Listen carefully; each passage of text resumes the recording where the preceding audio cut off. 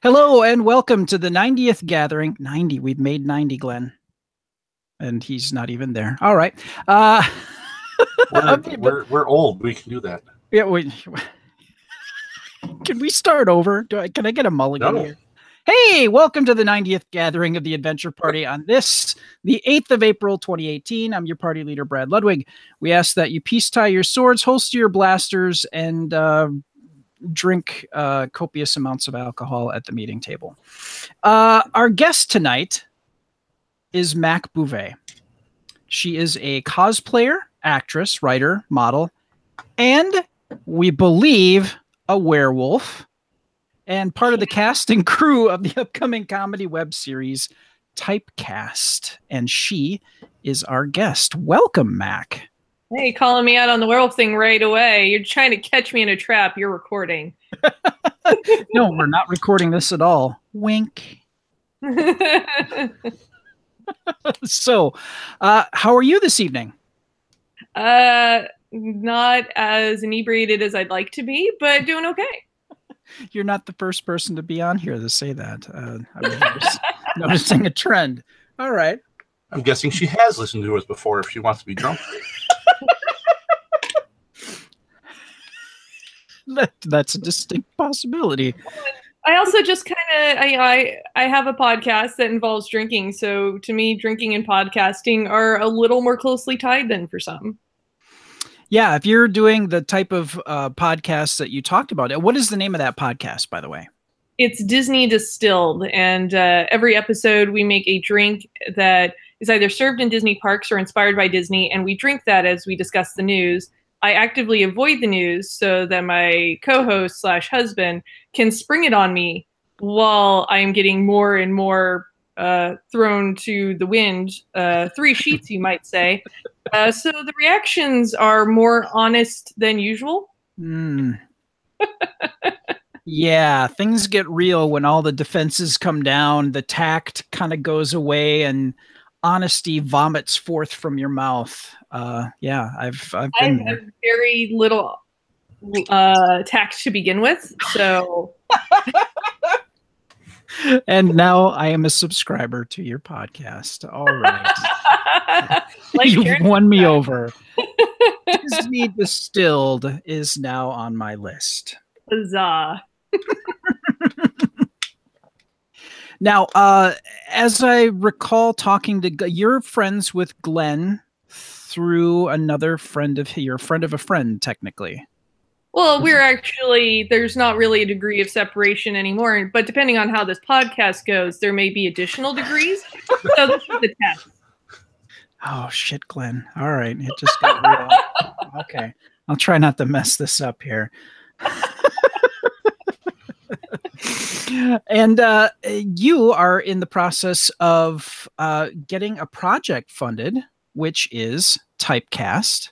Tell us a little bit about Typecast. So Typecast is a 8-part web series that follows the trials and tribulations of 3 actors in Hollywood that are trying very hard to break out of their typecasting. They tend to be cast in the same roles over and over again, horror films, sci-fi schlock, but it might be because they're literally monsters. So our sort of elevator pitch, which is Hollywood speak for compare your stuff to other stuff, is that it's being human meets extras.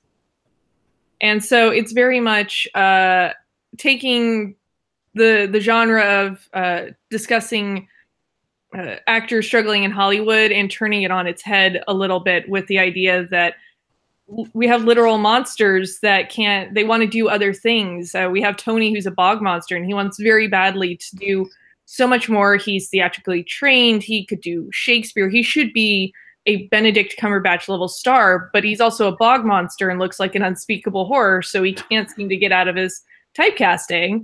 My character that you'll see in the proof of concept for the fundraiser is Abby, and she's a werewolf. She can only work 3 nights out of the month, and she's currently a breakfast cereal mascot for Full Moon Flakes, and we actually filmed our Full Moon Flakes commercial for our proof of concept on the project. That's awesome.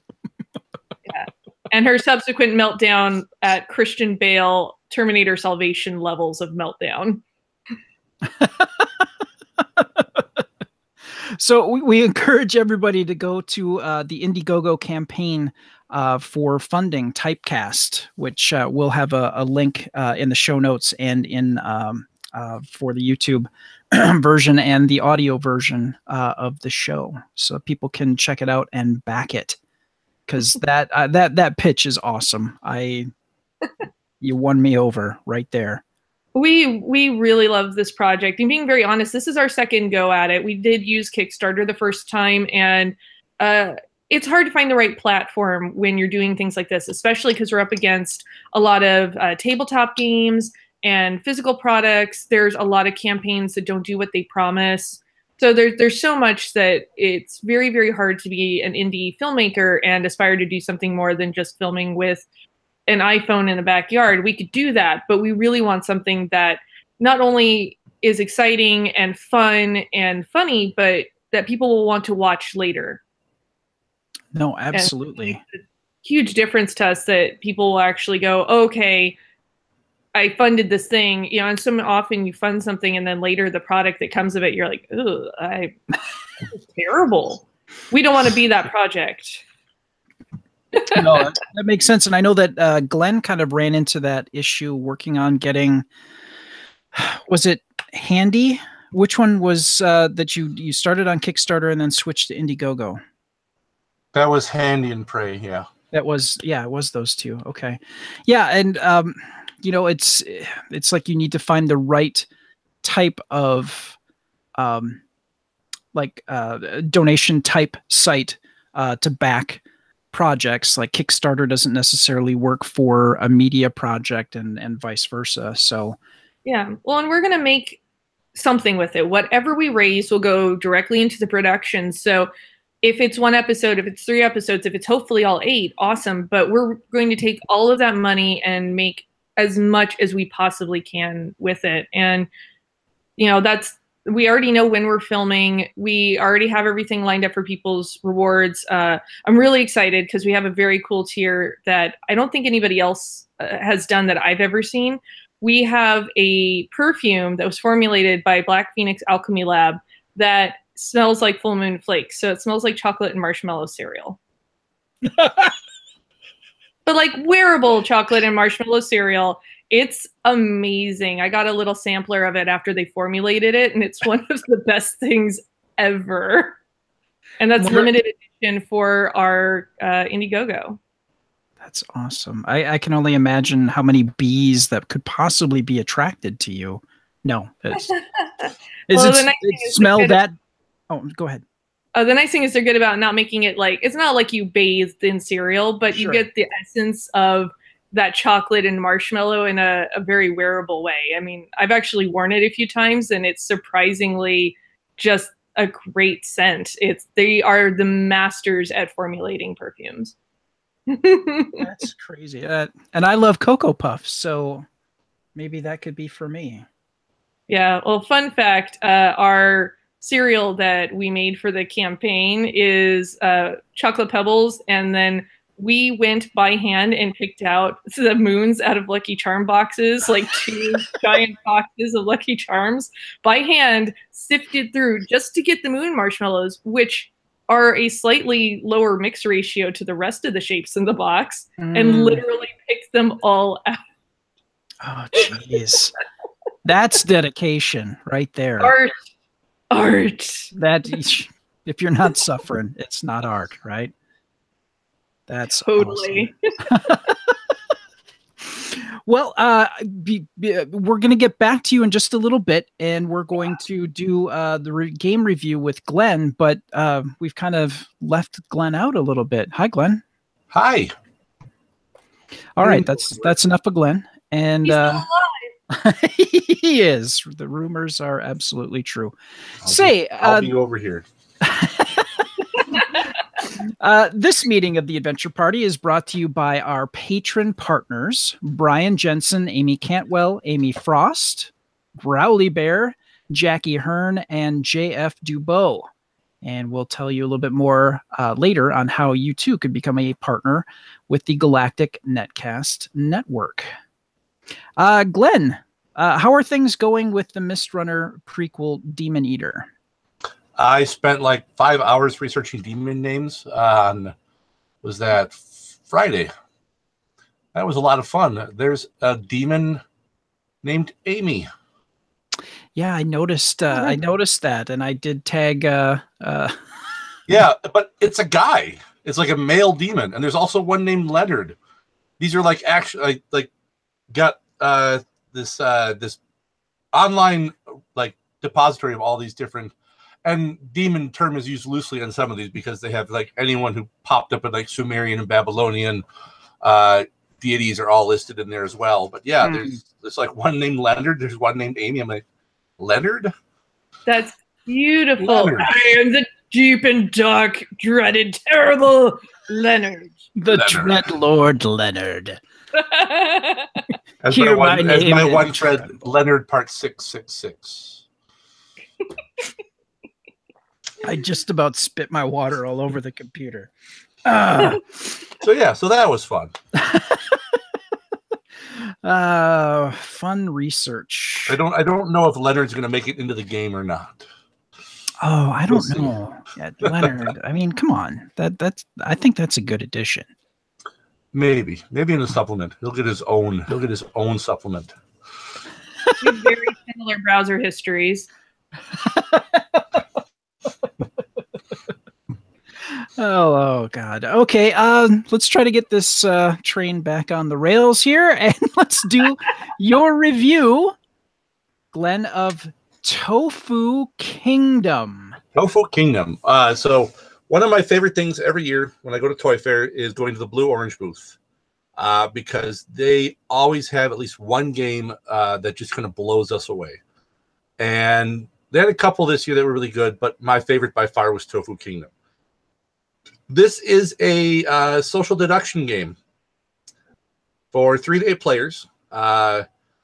One player each round assumes the role of Prince Mochi. The other players are going to take on different roles, and you're given a little tile of who you are.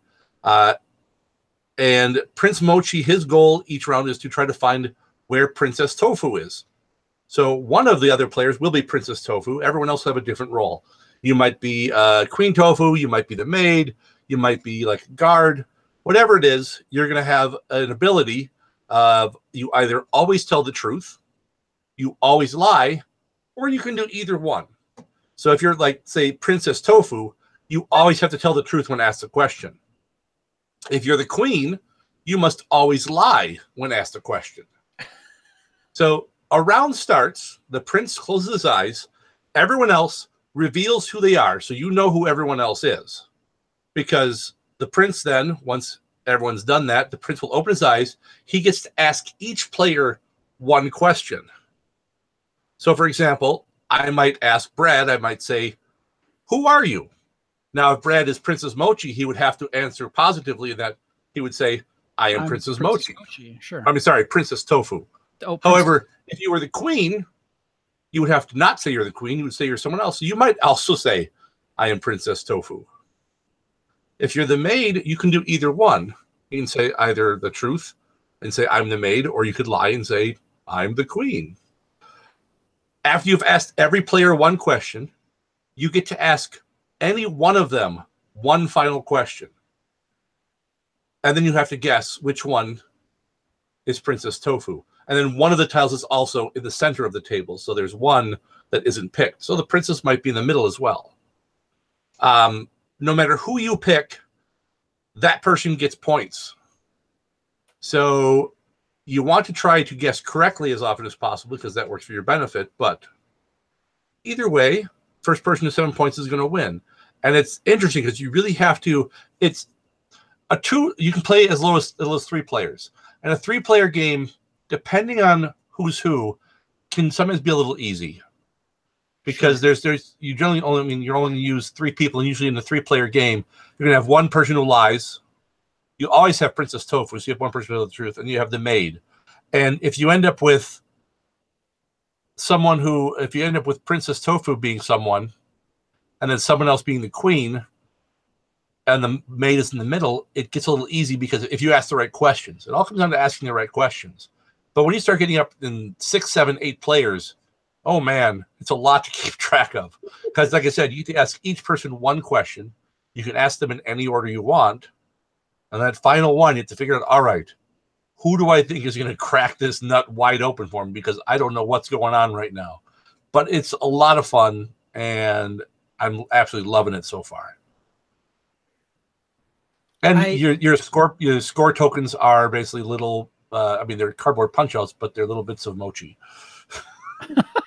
I love this artwork. This artwork is so cute and weird. Yeah.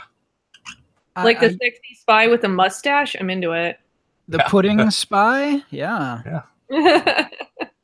that distinguished French type mustache that curls just a little bit on the ends. Yeah. Yes. I never thought that I would ever be interested. If you were to pitch me, hey, let's play a game about tofu. I don't think I would bite on that, but you've explained this game and it sounds like a lot of fun. And yeah, you're right. The artwork it's adorable and it's weird. And it's blue orange. I mean, it's blue orange. It retails for $13. Oh my. Oh, okay. Oh, that's totally worth it then. That's a good party game. Yeah, it is. And it has one of the niftiest little cases ever. It's the top and bottom are like a tin, but it's held together by like fabric and a zipper. So it's like a mix between a pouch and a tin. So, and it basically fits in your back pocket. So, it's not even that big. So you can take it everywhere and you can play Tofu Kingdom while you're waiting at the restaurant to eat your tofu dinner. Strangers on the bus. Yeah. I could just see that conversation. Want to play a game about a tofu kingdom, anthropomorphic tofu? I could see that getting kind of awkward real fast. But if they actually go for it, I bet you'd have a great time. Probably. It'd get real awkward here in Wisconsin. You just the cheese, right? And then everybody's cool. Yeah, that's all I know about Wisconsin. Yeah, cheese, brats, or beer, and you're golden. And keep her moving. Keep her moving. Hey there, we can go to the Norsky Nook and we're gonna get sued by Charlie Barons. In the Mac Walk Minute. Oh, please no. I like Charlie. He's cool. Yes. All right. So again, that's Tofu Kingdom. It plays 3 to 8 players by Blue Orange Games.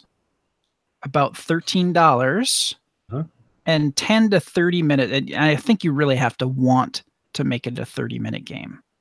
Well, when you're playing a lot of players, it takes longer for you to accumulate points. Yeah, sometimes. Unless you're really good at convincing people that you are Princess Tofu, because that's what you're trying to do. You're trying to get people to think you're Princess Tofu when you might not necessarily be, because that's how you get points, by being picked. So this is what I do every day. Just lie to people and try to convince them I'm other people. It's a good gig if you can get it. Yeah. That's what being an actor's about. It's basically lying and hoping other people buy it. In some cases, that's a good skill to have. Okay. No, thank you for pointing this out, Glenn. This is really, really like a fun-looking game. And, like Max said, the artwork is... It fits the quirkiness of the game. Like if you said, hey, let's play Tofu Kingdom, you'd look at the art and go, oh yeah, this is the perfect art. This art fits this type of game. It is absolutely wonderful. I would totally lay down $13 for this. Are you carrying this currently at oh yeah, Board Game Barrister? Excellent. Oh yeah. I need to put together a list so when I'm back in Milwaukee, or if I'm coming up to Stevens Point at some point soon in the next next 5 week. days. Oh God, trivia's next week. Oh, yeah. All right. There you go. All right. Well, thank you, Glenn. I wanted to take a moment to chit chat with folks about Die Hard Dice. And Die Hard Dice, they're constantly restocking stuff. I think we talked last time about how it wasn't necessarily a misprint, but they were testing something out, and it was somewhat accidental. As the details were a little thin, but they have some really weird and interesting dice. They've got a set of, sure, now I'm trying to find my notes on it here, and yeah, I'm failing horribly. Great. I was just looking at these guys the other day, actually, because metal dice are one of the things I covet for game playing. Absolutely. And like if there's some kind of invasion in your home, if you have a slingshot, you're set. And use my metal dice? No. Absolutely. No, they're only for rolling a game. I've got plenty of other things for home defense in my house. Fair enough. Fair enough. No, but their prices are absolutely they're half of what a lot of companies that put together metal dice sets will charge. And quite honestly, Todd and his wife do a great job. It's basically a mom and pop 2-person operation for all intents and purposes. And they actually write a hand note to people when they order. We get notes from my fiance Anessa, and I will get little notes written to us from either Todd or his wife.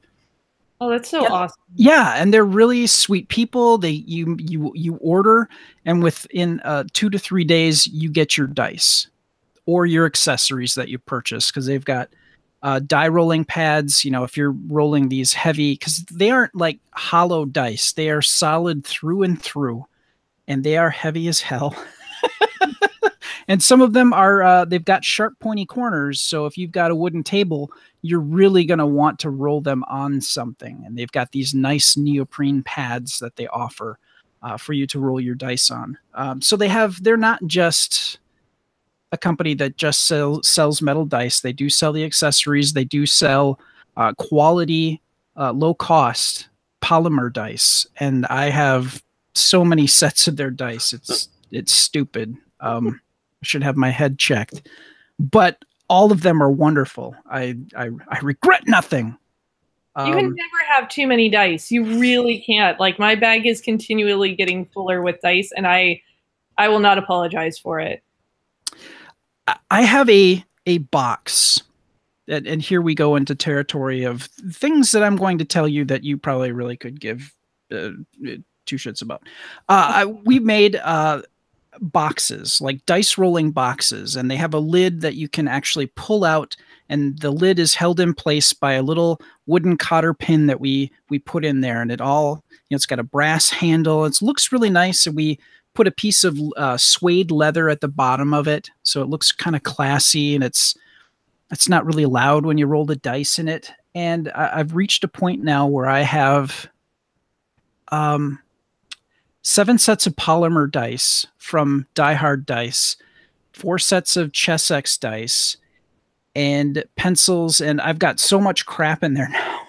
I can barely like push the lid on there, and now I have to kind of go through and figure out, okay, maybe I need to swap out these dice. We're playing this game that only needs D6s, so I need to actually start doing some management of the dice that I put in this box for our Wednesday game night. Therein lies the problem. Once you start hoarding dice, now you need to start doing the management of cycling through what you do and do not need. So totally. I was playing Vampire the Masquerade for a while, and I had to keep bulking up on my damn D10s. And then that game ended, and I've been playing Tales from the Loop regularly, and it's all D6s. I'm like, damn it, now I have to go buy all the D6s in the world. Tales from the Loop, is that the is that the game where it's kind of like Stranger, the 80s that never were? Yes, yeah. It's like Stranger Things. Wonderful. I'm on a live play every other week over at Happy Jacks on a game called Point. and I love playing it. I'm playing the weirdo archetype, which is me, obviously playing very much 2-type, but it's so much fun. It's so good. You had me at vampire because I love playing like classic White Wolf. Yeah, I actually. Oh, good. I was gonna say you guys are cute with your dice, being the former Warhammer player, where I had to buy the 55-gallon bucket load. Yeah. Roll to attack, 80 dice. Yeah, we have a lot of those kicking around the house too. My husband's very much into Warhammer, which I haven't gone into yet, but I know it's going to happen to me just because I just love gaming. I just do it. It's the damn rabbit hole. You want to move to California. It's just, this is how it goes. Like, I played Vampire for a while, and that led to me finally running. We just wrapped our first season of Werewolf the Wild West, and that was super fun to run. Oh, you've now just like become my favorite person. Because we swap out in our game group who runs, somebody will run for a while, and then you've got so many ideas and you run through your arc and you're like, now what do I do? So then somebody else picks up and we swap out. And when I run, I'm doing a Wild West. Basically it's like Hunters Hunted Wild West. Mm-hmm. So some folks have Numina, so they do have some hedge magic capabilities, but it's like X-Files in the Wild West, investigating I love the stuff. Wild West setting. Wild West is so much fun, and I'm looking forward. I'm going to be doing something a little new, and I'm co-jamming an upcoming game of Monster Hearts, and I'm really looking forward to running that as well, which is a PBTA game. It's kind of like Buffy the Vampire Slayer RPG. Oh, okay.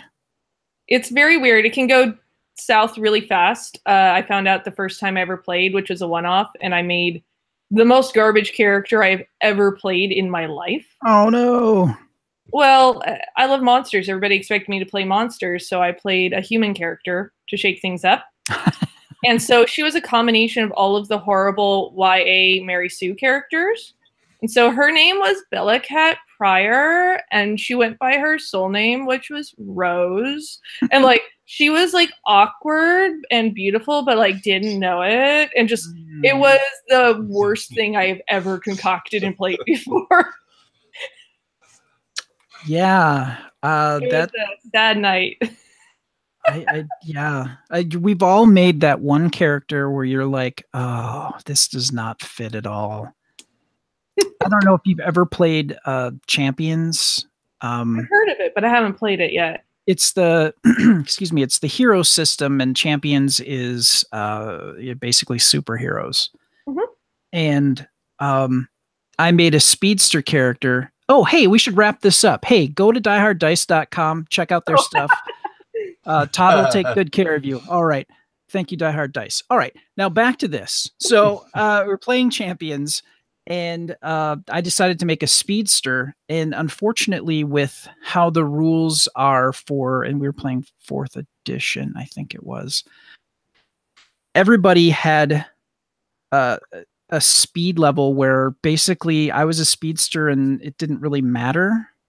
It was really kind of boring. So I ended up killing off my character and then playing something completely different. Basically John Constantine type of a character. And we were playing, this was like 40s. So we were playing like 1940s Marvel Universe. Ooh. It was a lot of fun. It was noir superhero. Oh, that sounds great. It's hard. Sometimes characters take a while to find their footing, but I also just really like, I occasionally get to play in one-offs where it's a chance to do something horrible. Like, I would never have rolled my character for Monster Hearts that I did if it was a long-standing game. Since it was one night and everybody was going to be silly and the only alcohol in the studio was Malibu, it seemed appropriate we were all the worst characters. It was worse than Twilight. Ouch. But we had a great time doing it, and but it's a really fun system. It's a little awkward because it does fall into a lot of like the romance categories and the interpersonal reactions, and can go into very much like high school, teenage sex areas. So you have to kind of trust who you're playing with and figure out what the boundaries are. But it's still a really fun system to explore because, I mean, so many of us grew up on media that had teenage monsters. So to get to play a game that falls into that is really fascinating. Sure. That's games like that it's such a great, like, if you like a particular genre or theme, to be able to play around in a world that caters to that and explore that and kind of actualize and, you know, do things in that world. I love that. And that's why I keep picking, you know, like a Wild West type theme for games Not that enough I people run. do it. They really don't. And when someone told me about Werewolf the Wild West, I love westerns and obviously I love werewolves. It was just like, this is the game that was made for me, even though nobody knew that they were making it for me. And it's because some people hadn't even heard of it. A lot of people thought that I was just putting werewolf in a Wild West setting, but I was literally using Werewolf the Wild West, the game book. And I loved building in cinematic moments for the characters and moments where they could like have that movie experience. We had one set off some dynamite and he wanted to turn into his lupus form. I said, all right, hold on a second. I'm going to make you outrun the dynamite blast. And then like, as it's blasting him forward, boom, lands on all fours. And like, it was just like, I wanted to build in moments where they could feel like badasses out of a movie. Get that cinematic. Yeah, absolutely. That stuff like that. Those are the games that you remember, and years later you're like, oh God, you remember that time when we set off the dynamite and then I shifted right into lupus form and ran away. It was awesome. Yeah. Those are the games. I think that's just the best way to run. And I got really lucky. My first go at GMing, I was running a game that's built for that because I was running Phoenix Dawn Command, which was created by Keith Baker, who also did the Eberron setting. And that game is built for big moments because the only way your characters can level up in that game is by dying. So they're reborn every time. So they had a mortal life, they die, and they come back as basically the super-powered Phoenix. And depending on how they die determines sort of what their Phoenix school is. And every time they die, they come back more powerful, but it's like they learn a lesson every time they die. So sometimes they go through the same kind of schooling they did after their first death, and sometimes it's very different. So you get these hybrids of powers, but it's a game built for players to come up with really meaningful ways to have their characters die and come back. And it's such a great game, and it's such a great storytelling tool. What is that called? Phoenix Dawn Command. And it's a card game instead of dice, so it's more resource management with what's in your deck that you build out and figuring out how to use it between offense and defense. And it's a really cool setting, and it's a really flexible system. And we had a great time playing that because the first season, somebody else ran it. And I was worried it wasn't going to come back for a second season. And I had never GM'd before. And I wanted to keep it going so bad that I said, I don't know what I'm doing, but let me helm this game. And I've been GMing ever since. Oh, wow. Yeah, I'm on their website right now. And it's so much fun. Yeah. That looks like, oh, okay. I'm like holding windows open here for games to research and possibly buy. So this is going to be an expensive podcast. I have a feeling, and there's no shame in that. Totally worth it though, because the box has everything that you need to run it included. Oh, great. Yeah, because it's all cards, and it is a bit of deck building, but it's not as tedious as like a Magic or something like that. It's just, I'm going to pick these powers, and you can use them when they come up in your hand. So you have to decide when you want to use them, if you want to hold it or spring it, or how much power you want to put behind it. It's really just so much fun. When I played, I had a character that died a bitter death, and she was a berserker, and every time she came back, the animal pelt she was wearing had started to fuse more and more into her, and she was becoming more and more the berserker beast that, she was trying to channel in her human life. Sure. That is I awesome. cannot recommend it enough. Yeah, check it out at phoenixdawncommand.com. That is cool. Learning all sorts of things. See, these are the shows that I love. You just learn about all these different games while you're interviewing somebody. That is a good show. Yeah. All right. We're going to move on here to another message. If you enjoy Adventure Party and would like to do more than just subscribe, consider becoming a partner with us. You can go to gncasts.com/support and click on the Patreon link. We have different levels, all with rewards at $1, $3, $5 a month. And you can get your name mentioned on one of our shows. You could receive a bonus podcast, which is a monthly show that now I've forgotten his last name and I feel like a complete ass. Peter. Oh, this is why there's editing. And yeah, I feel like a complete dick. All right. I hate it's like I turned like 45 and what little memory I had just completely died. Oh. All right. I was wondering what that sound was. That's what few brain cells I have are desperately rubbing together to try to generate some electricity and actually spark some synapses here. Or potentially Glenn opening a bottle, which is about the same thing. Well, yeah, sad but true. Oh my God. Why can I not find Peter's? I'm Facebook friends with the man. And all of a sudden, I cannot find Peter. All right. Well, anyways, say we do a bonus podcast every month. I'm totally editing that out because, wow, I hope he never hears this. You can. I do love you, Peter, and I've been on his show, and it's a good show. It's about apps that each one of us in the network use and enjoy, and we just spend like a good 15 minutes talking about that app, what it does for us, and why we like it, and where to find it, and what it can do for you in certain situations. So it's well worth checking out, even if I've forgotten his name like an ass. All right. So there you go. You can go to gncast.com/support, and we'll forget I ever forgot his name. All right. So the Kickstarter spotlight. Last week, we talked about how to create your first board game, the second run of that book, which, you know, I've backed a few things where it's like, here's the date we're going to hit.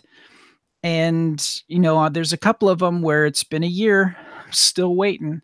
But by God, if they didn't say you're getting this in April and boom, I got it. I got the PDF version. The print copy is already on its way.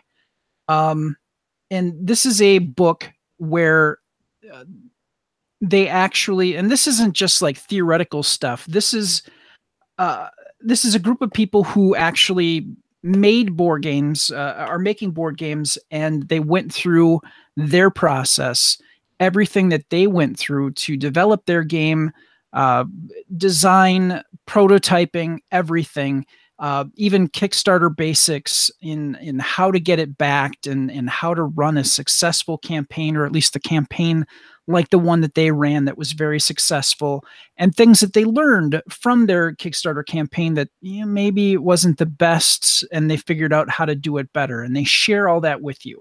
So if you have any interest in learning how to create a board game, or if you have a board game in mind, but you've never really quite figured out how to go about it, you can find how to create your first board game and at Kickstarter, and they are taking orders.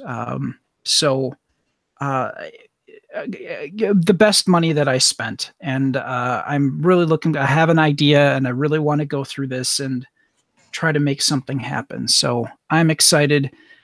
Now, Glenn, me, and Mac, Hey, That's you. We are going to talk about your project, which we've already started to talk about, but we want to get some more details. Uh-oh. So first off, everybody check out Indiegogo and check out Typecast, a comedy about monsters in Hollywood, and help make this happen. I guess, one of the first questions is, I know that you love monsters and you're an actress and you cosplay, but what was the spark that made you go, oh, we should do this? Oh, for this particular series? For Typecast. What kind of pushed that in that direction to make it happen? So actually, my writing partner, Ben Patton, approached me quite a few years ago, and he wanted, this was before we started writing together, and he had a couple of ideas. And I honestly cannot remember what the other two things that he slung my way were, because he went, actors who are also monsters. And I went, what? I'm sorry. Hello. Hi. Please talk to me more about whatever this is. And he had done a couple-page treatment of what was the prototype for Typecast. And I immediately fell in love with the idea of actors that were monsters. He had a couple of pages. And so we sat down and decided to just start figuring out how this world would be built, because he loves monsters. But I mean, my love of horror and monsters runs really deep, and I'm very much into the mythology and the world building. So we sat down and plotted out, okay, how would the casting go? How would they interact with real people? What's the mixed ratio of humans to monsters out there? And built out this whole universe from just this, spark of an idea that he slung my way. So that really is down to Ben knowing that I was the right person to talk to about this project. Nice. What is your favorite monster like world or mythos? I mean, obviously you're big into werewolves, but if you were to just kind of think about a world that's been built that have monsters in it, or the potential for monsters, and however you want to define monsters, I guess, for that matter, what would you say is one of the big things that you're really drawn to? It's hard because a lot of the movies and media that have multiple monsters within their scope are kind of subpar. I think about, when they tried to do Van Helsing, and that was not great. And then Universal's tried to do their Dark Universe. And even way back when Universal did its first go at combining the monsters, that's how you get Frankenstein meets the Wolfman, and even Abbott and Costello meets Frankenstein, which was sort of the last of the Universal horror films, in a lot of people's minds, although I consider Creatures from the Black Lagoon sort of, to me, the end of that golden era. But when it comes to stuff where it's actually all within a universe, I'd say one of the best ones, and I was sort of late to the game, is actually Buffy. I feel like Buffy the Vampire Slayer really worked to have a lot of variance. They had mythos, they stuck to it. They didn't change things just because it would have been easy to do it. And I really appreciate just the nuances of that universe, and the fact they were able to incorporate a lot of different types of monsters, but they all feel like they're still part of that shared world without it being like, here's a really left field thing that we've brought in, and it doesn't make any sense, but we just felt like we needed another creepy crawly in there. Sure. And I like the fact, and I like any universe that highlights that sometimes the real monsters are not just the things that go bump in the night. Sometimes it is the people. Yeah. Sometimes people are absolute garbage, and they're way worse than the rest of the actual monsters. Have you, I have a feeling that you're going to say yes, but have you seen Freaks of Nature? No. What is this? Tell me more. Freaks of Nature was a movie that came out in 2015. And it's a world where vampires, zombies, and humans in this particular city all live together.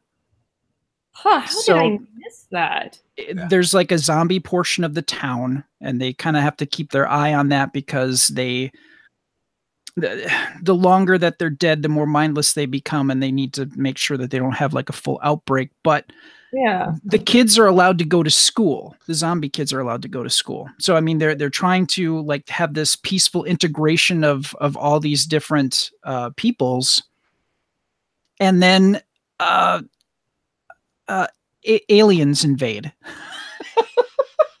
Of course they do. Why wouldn't they? It all goes off the rails, but it kind of focuses on these three teenagers, one human, one vampire, one zombie, and them trying to navigate this whole situation. And there's jackasses on numerous sides, It's and got a great cast too. it's Like every little role is somebody. I mean, you've got Bob Odenkirk, Joan Cusack, Dennis Yep. Leary, Patton How did I Oswalt, miss Rachel Harris, Pat Healy.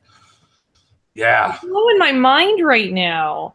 'Cause that sounds like totally my kind of thing, and that's the first anybody has brought it up to me. and who is it? Keegan Michael Key plays a vampire teacher Yeah. who just like Oh. he's like the bitter, like if you were to think like nowadays, like in the real world, if you were to find a bitter teacher who's been a teacher forever and is tired of kids disrespecting them, and then just make them a vampire, and he just so they've chews really up been the a teacher forever. he just chews up the scenery. He's just so amazing. You only get to see him a few times, but when you see him, it's just it's a really, it didn't score very well. It didn't make a whole lot of money in the box office, but God, it's a cult classic. And it kind of has a little bit of that 80s B-movie horror feel to it. Yeah. I gotta pull that up. And the other one, while we were sitting here and talking, that I really love, although it's another one I feel a lot of people missed out on and started watching later, and I'm mad because it got canceled. And if they'd watched it sooner, maybe it wouldn't have, is Penny Dreadful.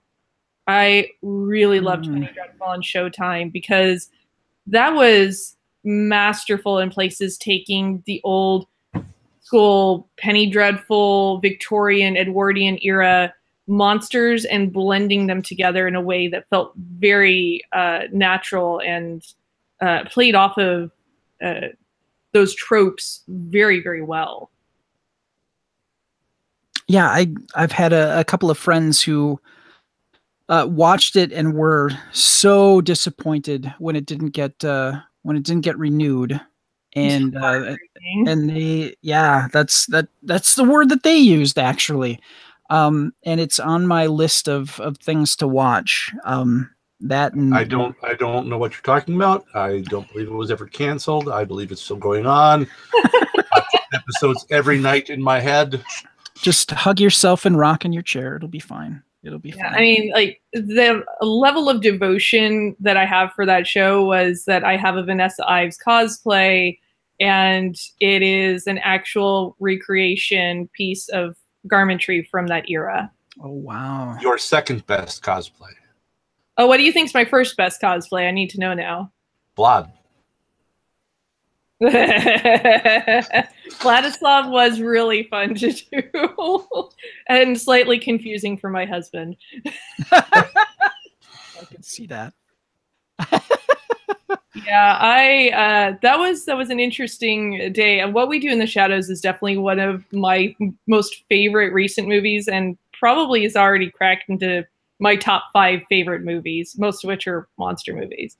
But the movie is so damn good. He took me to see it on Valentine's Day because that's all I wanted for Valentine's. Oh, that's love. You know it's love then. Yeah, it's the second time he's taken me to a horror movie for Valentine's. The first being the second time when I saw it 2 nights in a row, the remake Wolfman from 2010, which I don't care if people don't like it. They're wrong. That was good. I love it. It's got problems, but it's okay. I love it despite its flaws. I really do. It's a lot of people didn't like it, I think, because it's not the horror most people are used to. Yeah, people don't get good gothic horror anymore. I mean, Crimson Peak should have had a lot more love as well, and I think people just don't understand that genre of filmmaking. Yeah, I could see that. I could see that because I saw Crimson Peak too, and I'm like, this is great. I love it. And Guillermo, how could you not like? There's not anything that he's done that I've seen that I've kind of gone, I'm all in when he makes something. The only one that didn't quite work for me as well is Hellboy 2 and the Golden Army. I don't hate it, but I feel that the first film is a lot stronger. Yeah, I could see that. I could see that. But I mean, I own both of them, so it's not like, oh, this was terrible. I feel like we could sit and just kind of exchange movies that we have seen all night. Absolutely. I am not a Hellboy fan at all. Yeah, if you guys see my movie collection, it's out of control. I have like hundreds, if not several thousand films in my house. And a lot of them are horror. That actually does not shock me. The more I get to know you, the more I'm like, yeah, that makes perfect sense. Of course that would happen. My collection consists of a lot of comic book films because I'm a huge comic book nerd. So got a lot of those too. Yeah, Hellboy was one of those that I had to buy, and I had to wait because I had heard that they were going to do like a more expanded version. They were going to include some more stuff like the following year. So I held off, and I bought it, and I was not disappointed. Not at all. I'm getting a 3D printer pretty soon, and I've got a bunch of stuff queued up. It's Fallout and Hellboy and all these things I want to print and put together. Fallout, yes. I love Fallout. Then I got to show you this then. This is, I am working on a game that I'm going to be running, and I made this little guy. My little two-headed... You're Brahmin. Yep. What? This is the poor ex-Brahmin whose head I cut off, so I could green That's stuff. Amazing. Green stuff it on. So nice.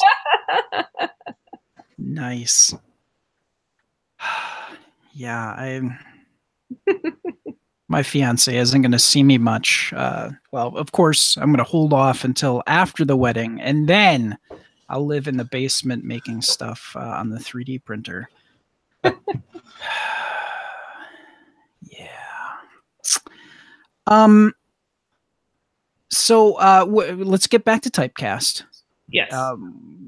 We've heard a lot about you and about your partner Ben. Tell us about some of the other folks that are cast or will be appearing in the film. Sure. So our third main lead is being played by Chris Dorman, and he's playing Leroy, who is our zombie. They don't really make zombie films anymore, not since the Undead Rights Movement, because it's on PlayStation and it's kind of rude.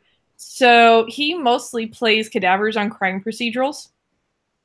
But he's actually pretty happy of our lead trio. He's the one that's most happy in his career, and he's very much an activist for the undead community. And Chris Dorman he's hilarious. I've worked with him ever since my first project that I acted in out in LA, and he's welcome in anything that I do ever. We also have Brian Ward, who's joining us as Dennis, who is the agent to all three of them. In fact, he's an agent to most of the monster clientele in Los Angeles because it is a more niche market.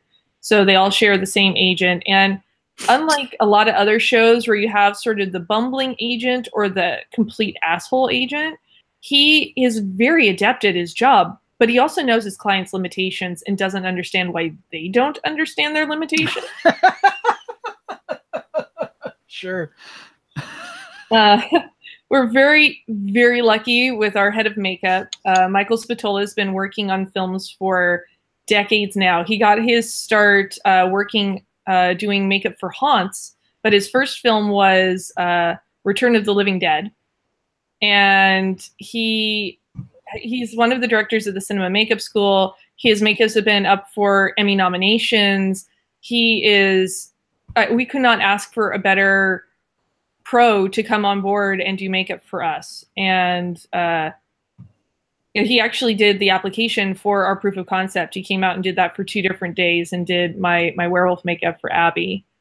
And then directing this whole thing, we have Justin Zagri, and he's been doing a lot of fan films with great success over the past several years, including Severus Snape and the Marauders, which was a huge Harry Potter fan film that it's so good. It's like, I'm not a big fan of the movies. I love the books, but the movies don't really do it for me. I found his short film more engaging than pretty much most of the live action Harry Potter films.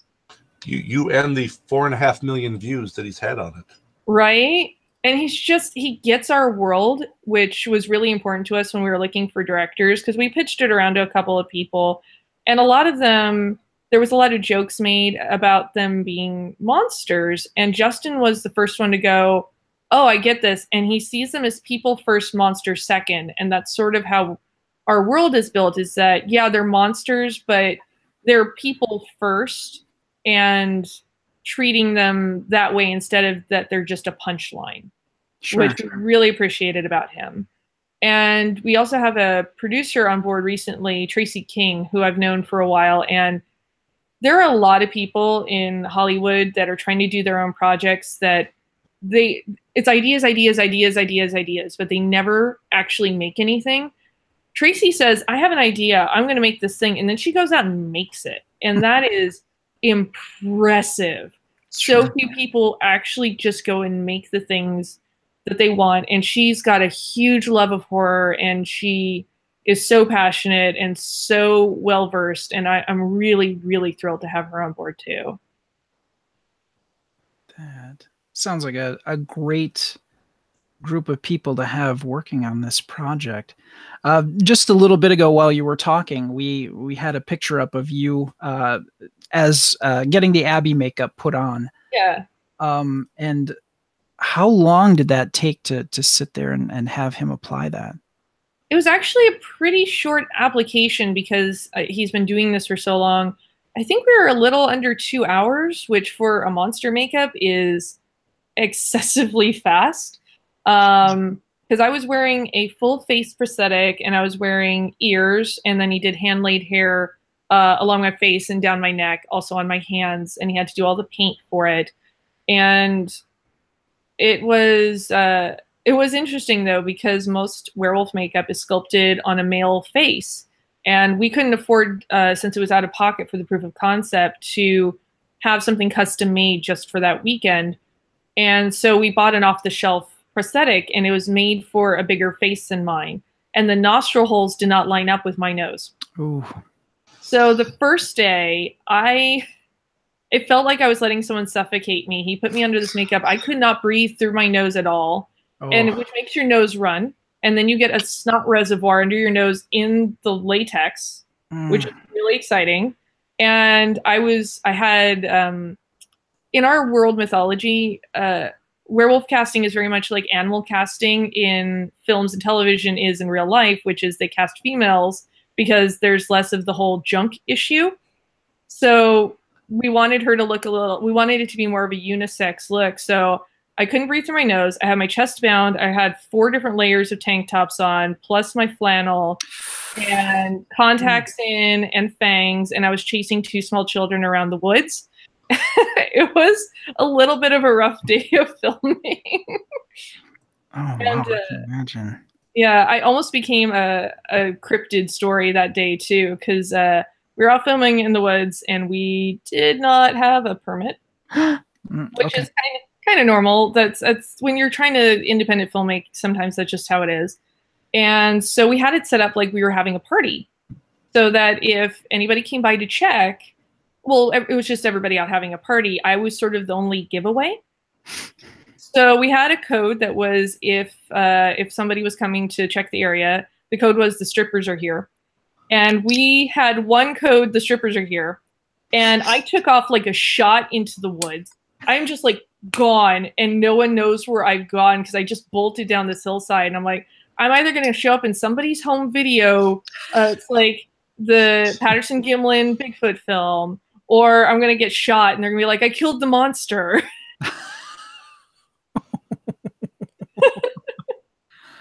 Oh wow. That yeah, but obviously you could see okay it was just God, I can't imagine trying to act or do something where you're wearing a prosthetic that doesn't quite fit you and you're feeling like you could like suffocate at any given moment. How nerve-wracking is that? You know, it kind of normalizes after a while. And I've been under makeups before, so this was definitely not my first time. It was my first time not being able to actively breathe through my nose under it. And it was really hard to eat more than anything. That's where I got scared, was Oh eating was God. really hard because I had to use the same space in my face to consume food and take in air. So it was like when you have like a really bad cold and you can't breathe through your nose and you're just hoping you don't die while you eat. Yes. The next day, we actually managed to core out a one nostril and made that line up so I could breathe through one nostril. But that day, I also had a migraine and one of my Mm. contacts ripped. So I had a tear in my contact, a migraine. I can only breathe through one nostril, and we're on set and just trying to get through this damn thing. So when we did the meltdown that we filmed at the end, it was, I kind of just channeled everything in my being at that time into it. So we did 3 takes, and the first 2 were okay, and the third one, I got to destroy the box. We decided it was going to be the last one, and I just leaned in, and I could feel the anxiety levels in the room rising. And after the first 2 takes, like I'd come back downstairs and everybody was laughing. After the third one, I came back down and the room was completely silent. Like nobody knew exactly how they should feel about that. And that's the one you kept, wasn't it? Yeah, yeah. I mean, even Oh. the reaction of our director Justin was a cameo as the director of the commercial, and his expression at the end was just like exactly what it was. Oh. Wow. I just Yeah. It's so much fun though, and I love being in monster makeup, and I'm really excited about getting some of my friends in monster makeup. And we've built out this whole mythos for this world. We've got, I'm so proud of these scripts. Everybody who's read them has just laughed and laughed, and that's before anything's even been made. Like, you know, it's always nerve-wracking when you shop around anything you've made and that people are going to go, I don't know, or they're going to have really critical feedback. Everything we've ever gotten back from these scripts has been extremely positive, and people have said, hey, what can I do to help? How do I get this made? That's how we were able to film this proof of concept, was because people were so excited about this project. They gave so generously of their time and money to make that happen. yeah. It sounds like an absolute labor of love, and it's great if you have people that are all in at that same level and all have that love and that desire to make the thing happen. So it sounds like you've got a great team assembled to make this project happen, which Yeah, is all the pieces are there. It's just we want it to look good, and filmmaking is not cheap. And even then, like, our budget is just to get it done. It's not for Ben and myself aren't going to get paid, and it's really just to make this project happen and take care of all of the costs that come with that. absolutely. And I love the name No Ocelots. Ocelot is one of my favorite words. I just love So the sound of it. How did that come about? yeah, that's a funny story too. I'm sure you're shocked. So when Ben and I write, our scripts obviously have all the dialogue, but the interstitial stuff, the descriptive flavor text, we write a lot of in jokes into that. It's stuff that people will never see. That's part of why the scripts are one of our reward levels, is so that people can get copies and actually read all of that in between stuff. But we were watching Life of Brian at my house one night, and they had a feature on there where you could look at the actual scripts for the film. And they wrote it the way that we write ours, where it's got a lot of jokes that they don't end up on film because it's not dialogue. And they're describing this like nativity scene, and they're describing the animals that are there, and then in parentheses it says no ocelots please, and we're like, that's hilarious. So this is our homage to the brilliant minds behind Monty Python. I don't care who you are, ocelot's a funny word. It is. Let's see. So as of this point, you guys are a little over 3,000, but you have a flexible goal of 50,000. Yes. So as you said, everything, even if you don't hit that $50,000 goal, everything that you do get donated to you is going to go towards making as much of this as you possibly can. 100%. And get something out for people to see. And the more you tell me about it, the more I want to see this. And this has to happen. Absolutely has to happen. That's our hope. It's we have devoted so much time and so many years to this, and even through the ups and downs. I mean, we had a really rough patch there where we'd been working on this for a while, and we have both had really bad tragedies with our families, and Ben's mother passed away, and a couple of weeks later, my mother passed away. Oh, God. And then about a month later, his father died unexpectedly. So this project kind of kept us going through a lot of that. They gave us an outlet, and we're in a lot of ways making it for them, because our parents were our biggest champions, and they would have been behind us all the way on this. So, I mean, this project means a lot to us on a lot of levels. Yeah, we want to show people what we can do. Yeah, we want to be funny. We want to do cool monsters, but we're also doing this because we need it. Sure. Oh, wow. That's really cool. I don't even know what to say. That's a great tribute to those family members who have, it's really awesome to have parents believe in you and back the things that you want to do, and not try to. There are some parents out there that are like, oh, you should become an accountant because they make good money. Yeah. Those parents suck.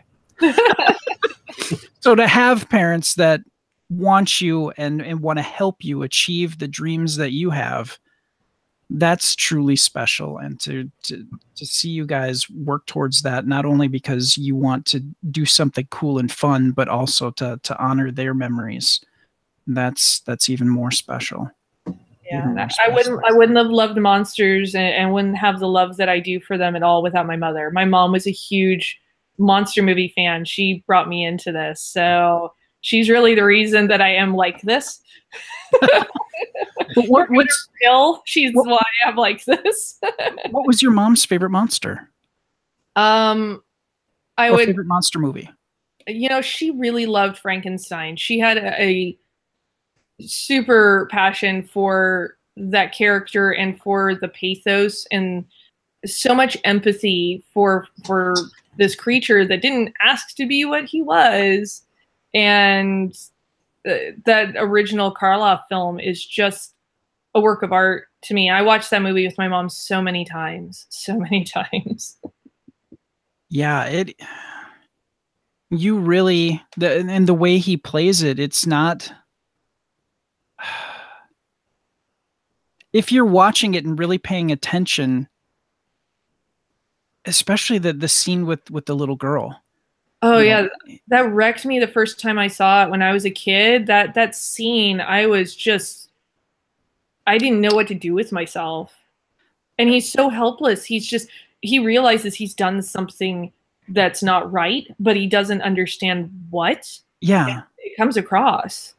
It was, I came away with it watching it before I had my son, being a little bit angry at Dr. Frankenstein for, you should have taken some time out to try to, not be such an asshole and actually try to explain some things to this being that you've now created and are responsible for. Yeah. But I have a very hard, now that I've had my son's 16 now. Now, if I watch, God, I can't watch Poltergeist without crying my eyes out. Ooh, yeah, that would be a rough one for that. You know, as soon as Carol Ann gets sucked into the TV, I was shaking, crying, you know, that ugly Oh. cry. And I'm like, I don't know where that came from. And then I'm like, oh yeah, you know, I used to watch this before and I wasn't a dad. And to kind of place yourself in that position of the parents having absolutely no control over this malevolent being that has just ripped their child from them, and you're absolutely powerless and desperate to try to find a way to get your daughter or your child back. Ugh, it just kills you. That's why you have to move the gravestones and the bodies. Yeah. Well, and cut down any trees outside your son's window. Absolutely. And who gives their child a clown toy? Really? Oh, you'd be surprised. No, sadly, I wouldn't be, but I have a rule there. My son does not get clown toys, and that's mostly because of Poltergeist. That's just not on my watch. Not happening. It's funny. They really use that a lot more as a device in the remake of Poltergeist, which is vastly inferior to the original. Yeah. So that original film is a great horror film, and despite my love of horror, I think there are very few really, really good horror movies out there. Poltergeist is excellent. And watching Craig T. Nelson's character just kind of transform from, you know, the super successful guy to like dad, you know, not focusing on the bottom line and making a ton of money and being successful. It's like, you know, he's all in on being a dad and getting his daughter back. And you know, at the end, you're like, God, he actually like really appreciates his family now. Yeah. You didn't really get that feeling at the beginning. So to see that personal growth and that emotional change actually happen, it made me like Craig T. Nelson as an actor so much to watch that transformation. Yeah, there's a lot to love in that movie. The effects are still really solid. It's a great slow burn kind of movie. Yeah. You believe the characters, and you don't see as much of that sort of horror filmmaking these days, which is sort of a bummer. It was probably 2 weeks before I could use a mirror after watching it first. I bet. Oh God, the scene with the dude picking his face apart. Ah, yeah. We've all had those movies though that, like, what was the first movie that you guys saw that just terrorized you and kept you awake? Jaws. Jaws. Oh yeah, Jaws is upsetting. And go ahead. Go ahead, Brad. No, you were still going. Oh, I saw Jaws on ABC. So it was cut for television, but I saw it when I was like 7 or 8. And to this day, you know, I can't swim in open water comfortably. I can swim in a pool, that's fine. But in a lake or, God, I was in the ocean once and I'm like, well, I'll get my feet wet, you know, and that was pretty much about it. That to this day, I still have nightmares about getting eaten by sharks to this day, and I'm 47. It's just not a movie that you show your kid. Yeah. Glenn, what was yours? I was 5 when I saw The Exorcist.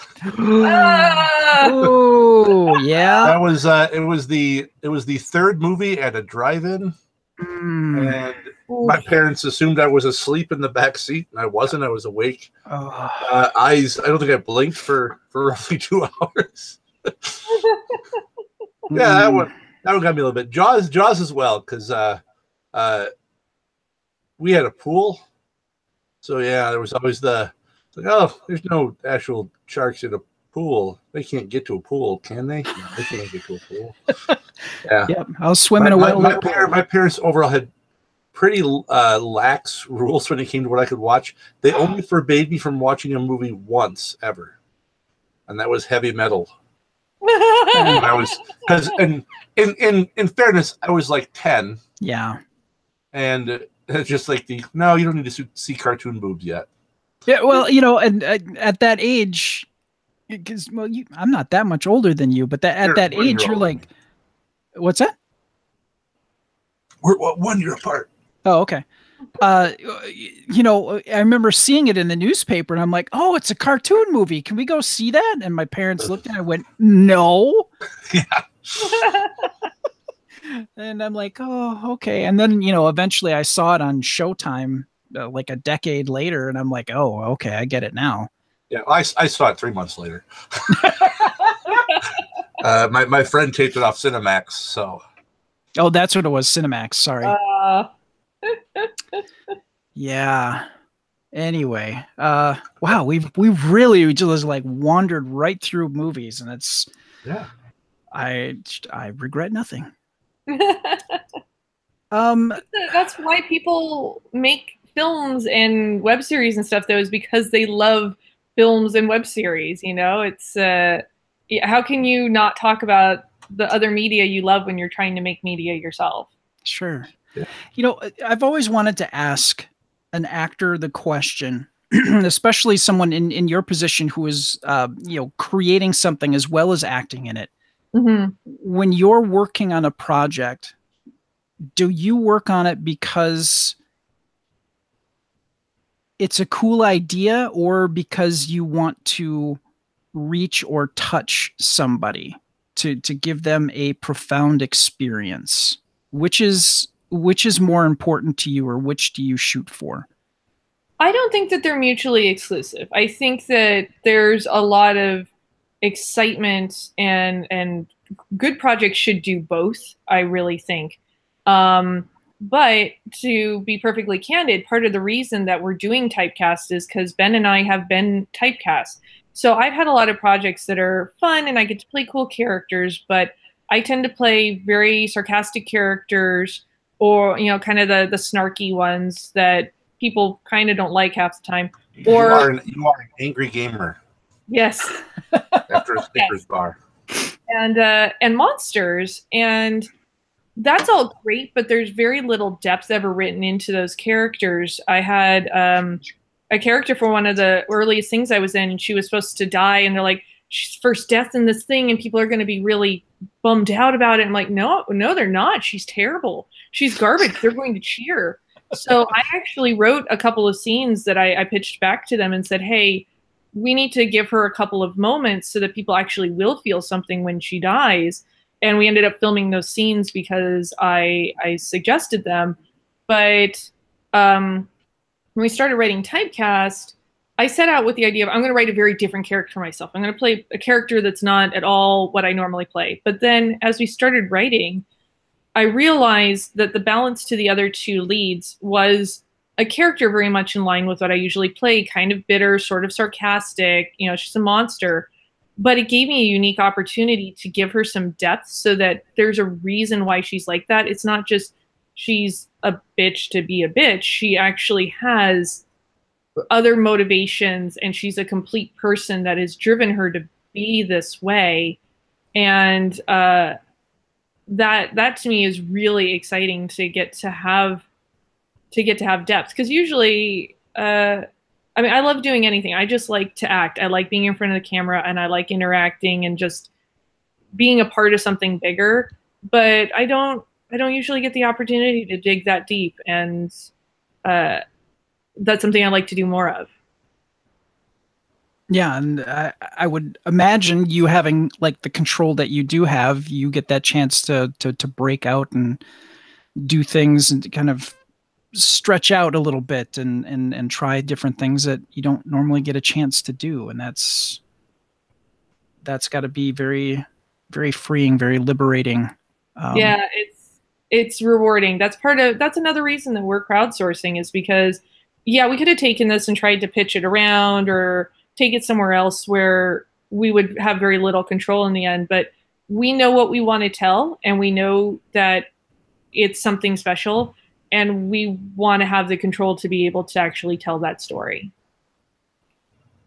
No, that's cool. And I really hope that you guys hit your goal and you're able to do everything that you're setting out to do.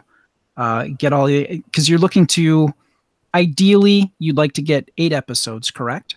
Yeah, they'd probably be about 6 to 10 minutes in length, and 8 episodes is what's written for the first season, with the hope that we get to make it and people enjoy it. And we've already got basic outlines cobbled together for a second and a third season if we get the chance. But that's the long road.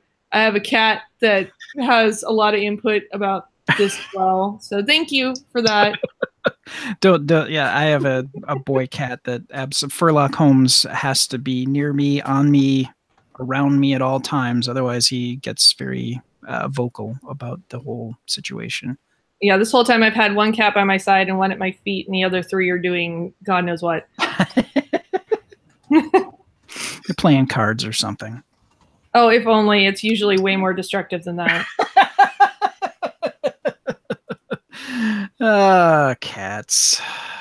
They're entertaining, but there's always that dark side you have to contend with. Yeah. It was fun, though. We came home, and some people that follow me on social media will know that I recently acquired a coffin, because that's my life now.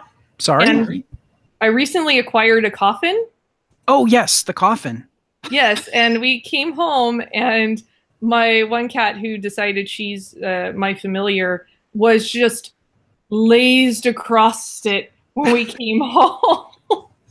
And it was grossly appropriate, because we always call her Creepy Peep sometimes, because she's just this weirdo that she thinks she's my like witch's familiar or something, and she was like so goth, just lazed across this coffin in the other room. For a brief second, I thought I heard puffin, and I'm like, wow, your life took a serious turn if you have a puffin in your home. Yeah, that would be very strange. But then again, a coffin, I think, to most people is also very strange. So 6 of one happens in the other. Not if you have the right friends. Then it's okay. Then it's just business as usual. Of course you have a coffin in your home. Yeah, it was fun. It was actually gifted to me as well. So it's yeah, it's just one of those things. It's a real coffin. It's got a fake body in it, but I guess it was never actually used for a burial that I'm aware of. You're hoping? I don't really care either way, so long as I don't have a poltergeist situation. But yeah, the inside of it has a vaguely formaldehyde scent about it. So I don't know. I don't know what the deal was, but it's in my house now. And I'm sure you'll be fine. I mean, I don't know whatever that is floating behind you, but I'm sure that's normal. Yeah, I'm living my best life. Just get an old priest and a young priest, and everything will be fine. Oh no, I'm gonna invite the demons in. We're gonna have a party. It's gonna be great. Fair enough. Go big or go home. If you're gonna do the thing, do the thing. Honestly, with the amount of weird stuff in my house, if I was gonna have things show up in the night, it would have happened years ago. You are living your best life. Yeah, I don't know. From what I know about you, I'm trying to think they'd show up and they'd be like, yeah, you want this too much. We're gonna find someone else because you're just gonna enjoy this, I think. Yeah, I've become that person that people call when there's weird stuff, and they're just like, I had a friend call me up one day and she's like, have you ever done smudging?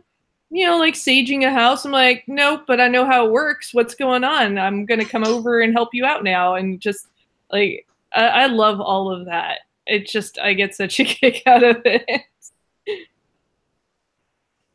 I've accepted who I am as a person. And some people never get to that point. So, God bless. It's a good place to be. It's a very good place to be.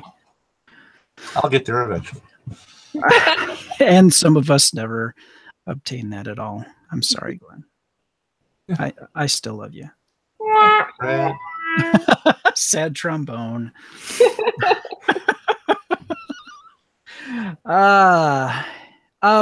Okay, if people want to know more about you and all the projects that you're involved with, Mac, where should they go?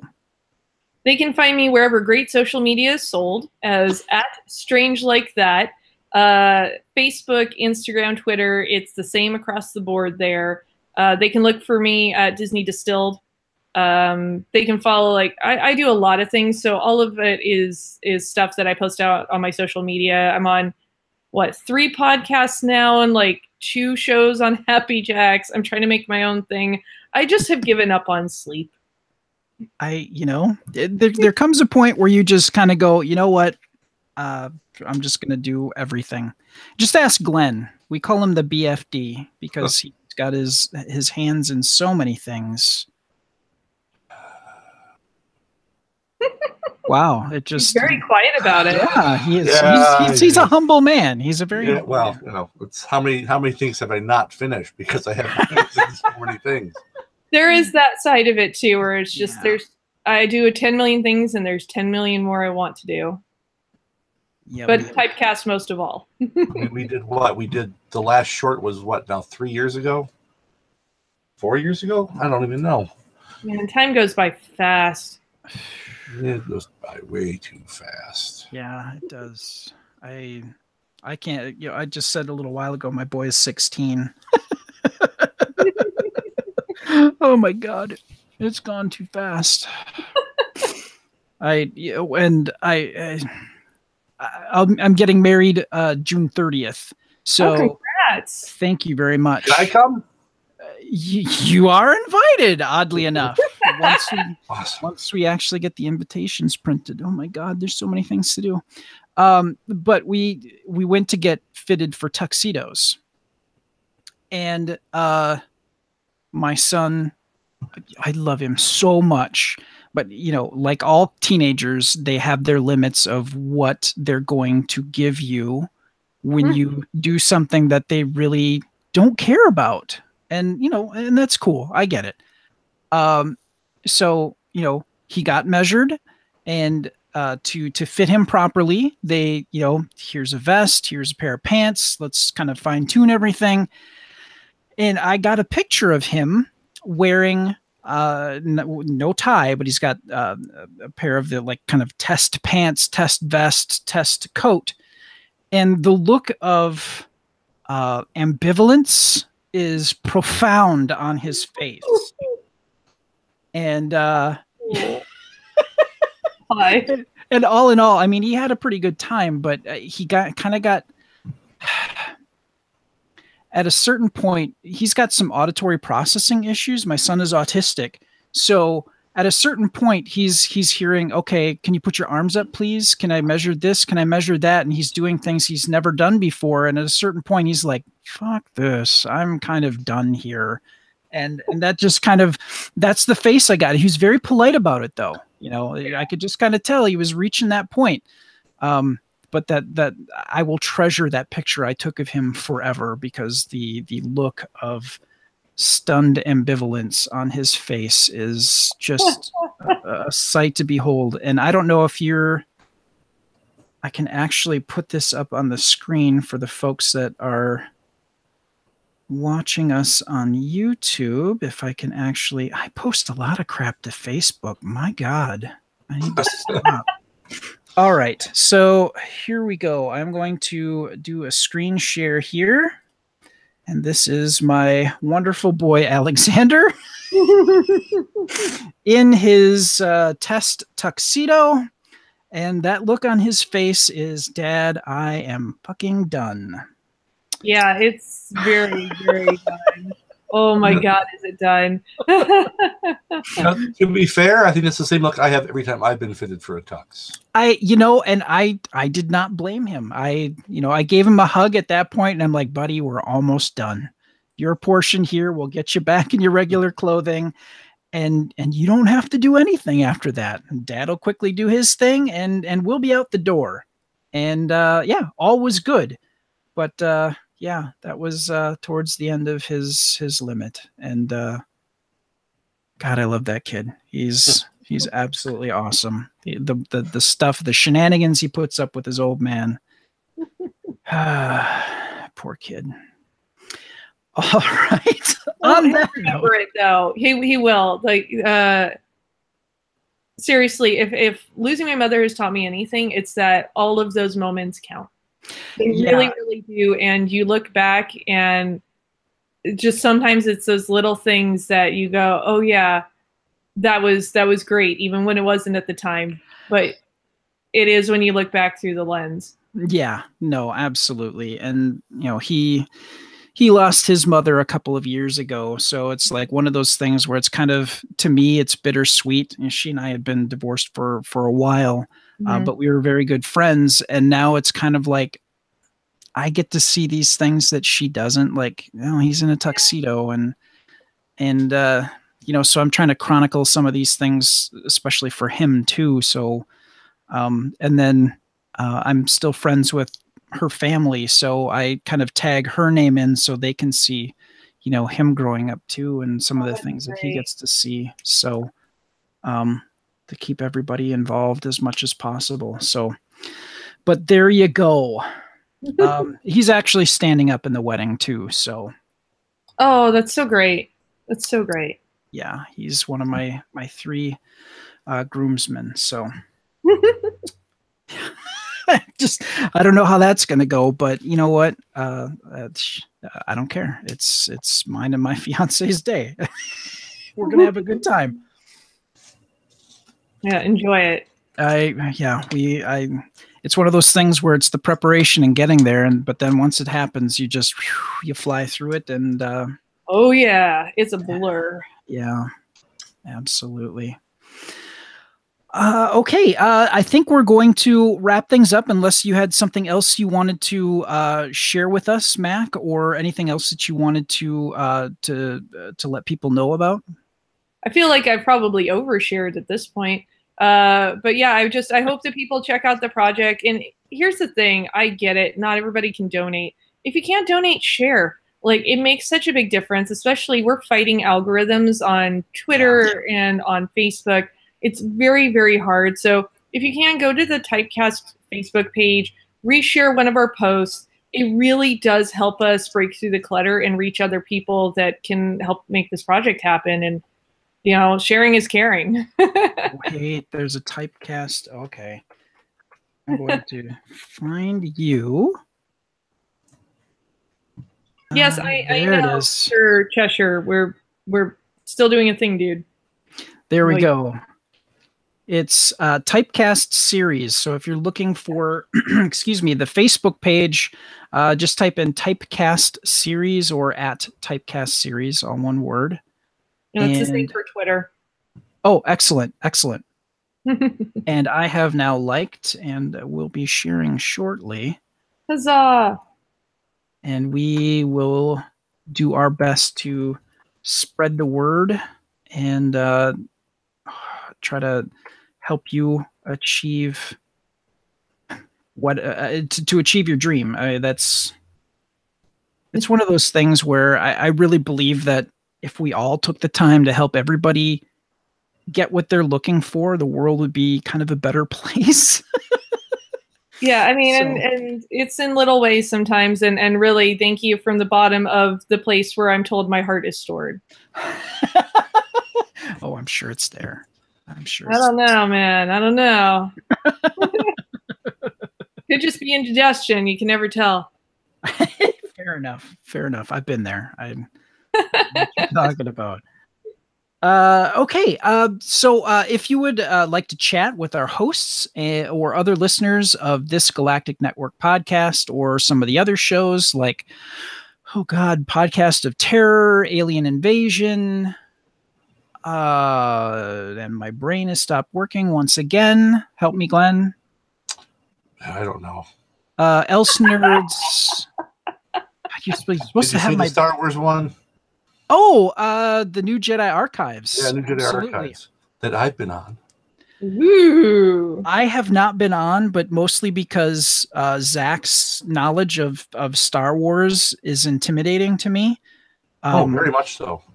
I love Zach to death, and he worked at the radio station that for the radio station group that I work for, and his knowledge of Star Wars is absolutely staggering. You know, I'll talk with him about comics all day long, but once we get to Star Wars, I'm like, you know, all I can say is, hey, I was in the theater and I saw the episode 4 when it was first released. You know, and that's pretty much all I've got. You know, I never saw. I didn't see episodes 5 and 6 in the theater. I ended up seeing them on VHS many years later. So like any knowledge that I have is I was there when it first came out and I dressed like Luke Skywalker. That Halloween. No, he can come at you and be like, oh, it's like when Tittlebum did that thing. Like, who's Tittlebum? Yeah. Tittlebum. Lando Calrissian's third cousin after his dad married that. I was like, whoa, wait, what? Third cousin of Lando? I don't know what you're talking about. He goes, well, I mean, it used to be canon, but now it's not. Yeah, that's the problem. Is so much isn't canon now, too, on top of everything. That's got to be really hard. Unless, like, if you have a solid grasp of Star Wars like Zach, you can pull the pieces out and it's no problem at all. Or he'll say, well, this isn't canon anymore, but over here, and he has it. And it's staggering. It's like me with comic books. So somebody asks me a question that should be simple and I start talking and then my eyes roll back into my head and I'm like, well, and then pre-crisis, blah, blah, blah, blah, blah. And then, an hour and a half goes later and they've probably left the room and I haven't even, I'm that guy. Nobody likes that guy. You're the filibuster in Parks and Recs. Yeah. That I stood and clapped. Patton Oswalt. Bless Patton Oswalt. He's a national treasure. Hell yeah. And that scene was all ad-libbed, which is it's staggering. Was it though? It was in his head this whole time. How ad-libbed is it when you have thought this for your entire life? Well, I'm sure he had it mapped out in his head, but that was not in any script. He just I know. I'm just harassing you.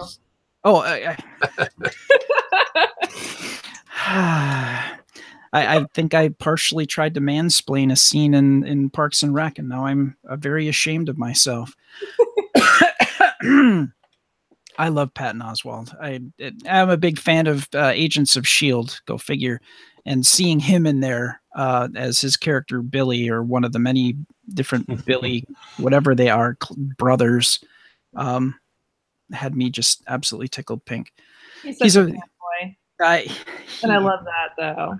He's like one of the, when you, like in the 80s when I was going to school and you were like into comic books or whatever and in Star Wars and everybody's like, yeah, you're a nerd. And then like many years later, you weren't cool at all. And then many years later, now you meet Patton Oswalt and it's like, he's like the coolest nerd ever. And I would love to just sit and listen to him talk about anything nerd related, comic books or whatever. It makes me very sad that pilot he and Brian Hussein did never got picked up. Oh, what was that? It's called Super Nerds. Patton Oswalt worked at a comic shop, and Brian Hussein was the guy who just hung out there all the time. And then Sarah Silverman was the girl they went to high school with, and she comes in, and in the pilot, she kind of like flirts with him a bit, like wants to go to big Comic-Con with him, and she's like, well, you could go as Batman, and I could go as Storm or something like that, and then Brian was just getting all mad. He goes, that'll never work. Why? Because they're from two different universes. It's not a balance. Just like getting into all the two of them together were just always so good because Hussein just does that. He just gets so red in the face and angry. Yeah, I love listening to his podcast, Nerd Poker. Yes. Well, I mean, maybe someday my TV show will get made that my friend Phil and I came up with, which is an orc named Kyle, which stars Patton Oswalt as an orc who works for an insurance company, and his neighbor who's a troll played by Brian Hussein. Well, let me know when your Indiegogo is live. All right. I just have to somehow befriend Patton Oswalt and Brian Hussein. All right, let's do it. Let's do the thing. Maybe I'll see if Steve can talk to his brother Rob and get me hooked up. I bet Rob knows that. I'm sure Rob could make the hookup. It's just wow. I mean, I know he knows Sarah Silverman, so yeah. She was the music at his wedding, so Jesus. Yeah. If you could get Rob Schraub in on that, that would be ridiculous. Piece of cake. Piece of cake. He's not doing anything. Yeah, not at all. All right. We've got a little Slack thing going on where if you want to sign up at gncast.com/sign up, we can add you to our Slack team. And Daryl Johnston, who has a couple of shows that he kind of works on seasonally, like Who Knew and Review, and oh my gosh, he hasn't done it for a while. Oh, it's his apocalypse show where he goes into different types of sci-fi trope apocalypses and actually does radio drama based on everything that he talks about. There's possibilities of things that could happen, and he does a kind of an audio drama of an outcome of that particular type of sci-fi apocalypse. And for a guy with just like some basic sound recording equipment and some sound effects, he does a pretty good job. So definitely check out Daryl Johnston's work. And he's from the UK. So when we say you could probably chat with somebody 24 hours a day, his real job, he works in a real job. That sounds pretty condescending. In his day job, he is an IT guy. So he is on the internets like myself. I have a job where I work on the internets as well. And we've always got Slack open, so you could possibly talk to somebody from the UK in the middle of the night because they are 6 hours ahead of us. So there you go. Again, you can go to gncast.com/signup and check that out. For more about this podcast, including show notes, contact info, and more, you can go to gncasts.com/adventure. If you have a question or a comment about anything that you've heard on this Galactic Network podcast, you can email adventure@gncasts.com. You can leave a voicemail message or text us at the number 805-328-3966. Again, 805-328-3966. Or you can just go to gncasts.com/contact. We do read, listen to, and appreciate all your feedback. I need a blowhole, so I have an extra way to get oxygen in so I can just keep talking. I need to learn cyclical breathing. Gills. See, you're thinking. I totally need that. I need to find a doctor that can hook me up with gills. Excuse me. Please subscribe to this Galactic Network podcast by going to gncasts.com/subscribe. Or you can search iTunes, Stitcher, Google Play Music, or any other place where fine podcasts are offered. And finally, thanks to Mark Wooldridge of Central Battery Music Works, who has made our theme music, which is, you'll find it on our audio version of the podcast. I haven't quite got everything down where I can do that into video. So there you go. So once again, Mac, thank you so much for joining us and talking with us about Typecast, your project, Typecast, and your Indiegogo campaign, and generally just chit-chatting with us about not only games and gaming, and we didn't touch much on cosplay. Damn it. We have to have you back so we can talk about cosplay. You know how to find me. Fair enough. Yes, we do. So everybody check out the Indiegogo campaign for Typecast, a comedy about monsters in Hollywood, and give whatever you can to help make this dream come true. So thank you, Mac, for joining us. Thanks for having me. It's been a blast. I'm glad you had a good time. I have a feeling you might have been a little, you're not quite sure what you're getting into, but I think we've managed to make it through okay. Yeah, I've decided Glenn and I can remain friends. Oh, yay! Woohoo! We passed. I didn't screw it up for you, dude. All right. No. Which is good. I want to play in a game with her once. You damn right. I would like to join in one of these games as well. I'm gonna have to run one online one of these days. I'm thinking about just having like a lottery where I'll just who wants to be in a game, and I'll just draw random people and just run a game online sometime. That would be cool. Yeah. Just need more time. Yeah, that's always the rub, especially if you're trying to get a project off the ground, and that's Yeah, you got so many chainsaws in the air that you can juggle only at one time, and try to juggle too many and you lose an arm or some digits or something. So Unless you get to be Ash, and then you get to have a chainsaw arm, and that's pretty cool. that's badass, is what that is. Yeah. Say, Glenn. Yeah. Hey, thanks for being on the show again. My pleasure, Brad. Where can people find out more about you, Mist Runner, Demon Eater, and the 600 other podcasts that you are a part of, sir? Well, you can find me with the Spoiler Room podcast with Final Cut Productions, Final Mark. I forget what he calls himself now. Either way, Spoiler Room. You can find me with the Spoiler Room. Mark's be mad. Well, if Mark listens to this, he'll be mad. You can find my movie reviews with the B-Movie Bunker and Guy in the Bunker Productions, along with my short films.